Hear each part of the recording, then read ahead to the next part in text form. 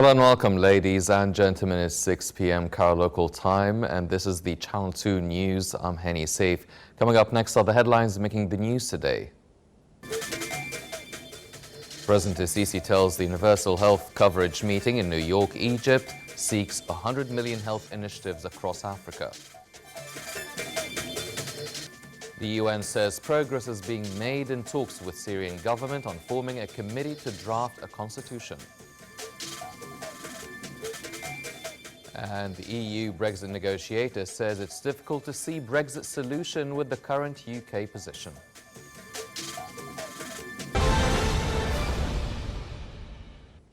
Welcome back. The news in details. President Abdel Fattah el-Sisi today said Egypt seeks to launch its 100 million health initiative across Africa after it was applied successfully on over 60 million Egyptian citizens. Addressing a high-level meeting on universal health coverage, the UHC, in New York on the sidelines of the UN General Assembly meetings, the president said Egypt is placing healthcare at the top of priorities, citing the launch of a new system in Egypt to provide comprehensive health insurance nationwide. The president also called on development partners and stakeholders to provide solutions needed to offer a decent life for people worldwide. On the sidelines of his participation in the 74th session of the UN General Assembly in New York, President Abdel Fattah el-Sisi held talks with Italian Prime Minister Giuseppe Conte at the UN headquarters. The meeting focused on means of boosting joint ties in all fields. It also discussed several international and regional issues of mutual concern.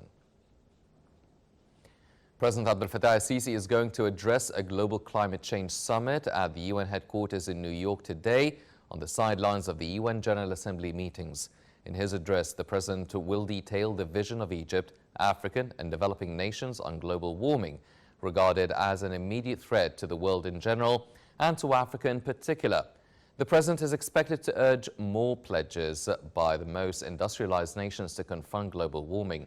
Although Africa's greenhouse gas emissions constitute only a meager portion of global emissions, the continent stands among the most affected regions by its toll.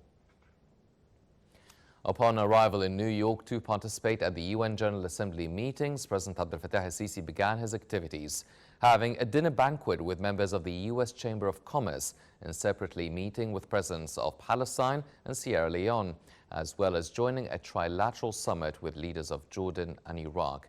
We have more in this report by Naveen Ramsey.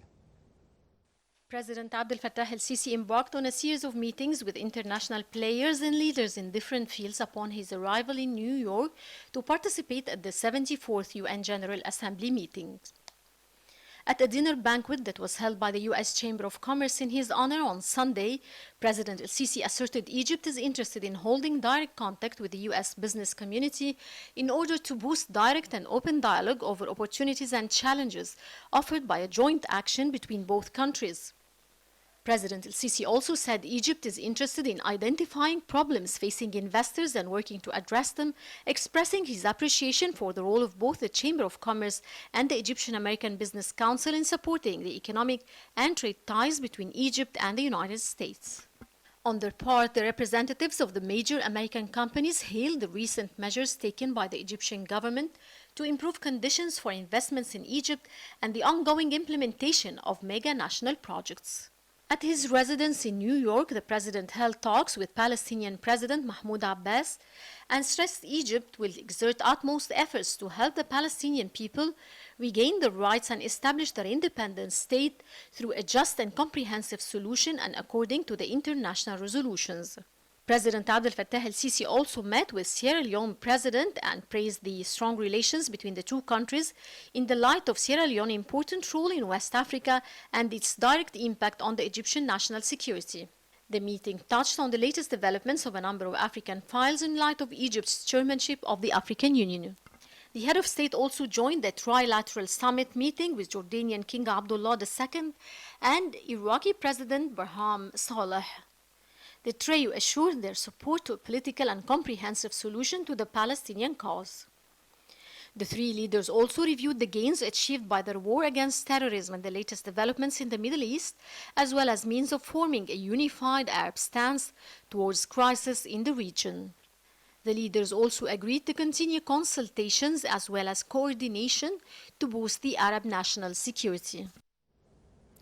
Members of the Egyptian community in the United States organized a rally to welcome President Abdel Fattah el-Sisi's visit to New York to participate in the 74th session of the UN General Assembly meetings.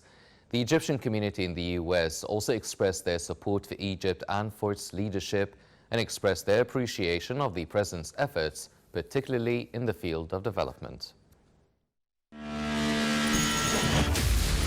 Egypt opens up to the world. President Abdel Fattah el-Sisi meets with world leaders.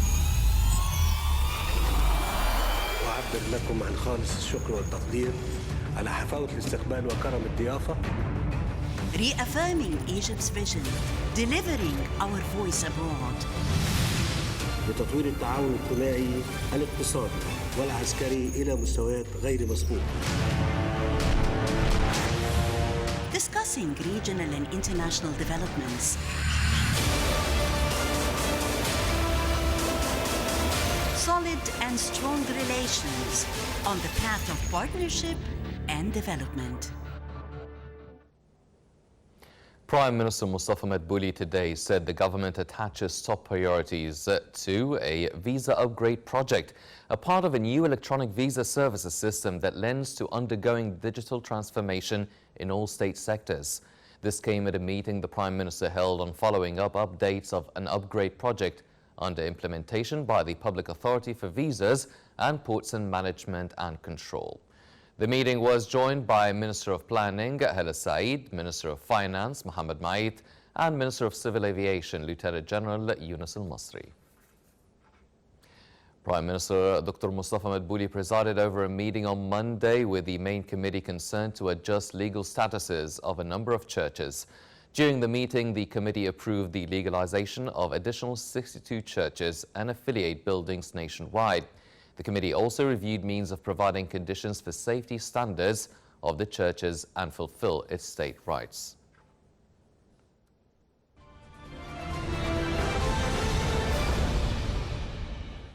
The UN Special Envoy for Syria said he held successful talks today with Syrian Foreign Minister Walid al-Muallim on forming a committee to draft a post-war constitution. Geir Pedersen told reporters in Damascus he also held good discussions with Nasser al-Hariri, the head of the Syrian Negotiation Commission opposition grouping. The UN-backed push to form a constitutional committee has been bogged down by disagreements with President Bashar al-Assad's government over the makeup of the body. Last week, the UN Secretary-General Althanya said an agreement had been reached concerning the composition of the committee. The committee is to include 150 members, a third picked by the government, another by the opposition, and the remaining third by the United Nations. British Prime Minister Boris Johnson said today he believes Iran was behind an attack on Saudi oil facilities. Speaking to reporters on a plane to the United Nations General Assembly in New York, Johnson said London will work with the United States and European allies to de-escalate tensions in the Gulf. Johnson said London would be closely watching a proposal by the United States to do more to help defend Saudi Arabia. Johnson said he would be discussing Iran's actions in the region with President Hassan Rouhani at the UN meeting. Yesterday, U.S. Secretary of State Mike Pompeo said the U.S. wanted to give diplomacy every opportunity to succeed in the wake of the attacks that set aflame the oil facilities in eastern Saudi Arabia. He added the United States is aiming to avoid war with Iran, and additional troops ordered to be deployed in the Gulf region are for deterrence and defense. An Iranian government spokesman said today that all legal steps had been completed for the release of the detained British flag tanker Stena Impero, but that he did not know when the vessel would be released. The Revolutionary Guard Corps surrounded the Stena Impero with attack boats before rappelling onto the deck of the tanker in the Strait of Hormuz on July 19th. The vessel was impounded at Iran's Bandar Abbas port for allegedly failing to respond to distress calls and turning off its transponder after hitting a fishing boat. The European Union's chief Brexit negotiator said today that London's current position did not offer any basis to find an agreement on leaving the bloc, which fulfills all the objectives of the backstop. Michel Barnier was speaking after talks with German Foreign Minister Heiko Maas in Berlin. The backstop is intended to guarantee no hard border between EU member Ireland and the UK's province of Northern Ireland and to protect the EU single market. Talks will continue this week in Brussels and New York, with meetings planned between British Prime Minister Boris Johnson and the EU's President Donald Tusk later today.